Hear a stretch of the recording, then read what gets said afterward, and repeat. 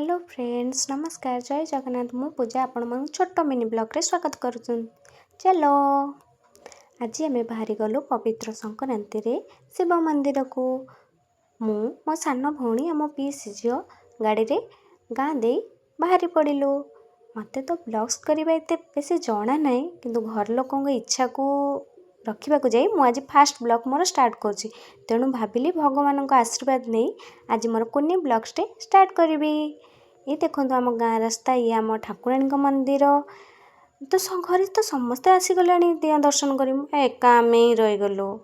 ये देखो आम गाँव शनि मंदिर एबे जीवाहारी आम दिया पाखक ए बापरे एत बड़ पानी टांकी हो गले आपर्यंत जानवा ना एबे पहुँची गलु आम शिव मंदिर पाखे। आस आस जल्दी आस जा दर्शन कर पुणी जल्दी फेरवा हम देखुन ये दीटा जमा भी दर्शन करने उद्देश्य आसी ना किए मुंड को नौची आ कि चप्पल पिंधिकी देखी पलि आम आसीगलु आम गाँव ईशानेश्वर मंदिर को यहाँ बहुत मान्यता अच्छे। हे प्रभु आज मोर फास्ट ब्लॉग स्टार्ट कर सबकि हो भाईना बाड़ी देले आमर भांगपणा झी आमर चलीगला पृष्ठम को मुंडिया मारे या बहुत बुद्धि दियो ए ठाकुर आशीर्वाद नहीं आम पुणी फेरीगलु आम घर को पुणी देखा नेक्स्ट वीडियो रे रही जय जगन्नाथ।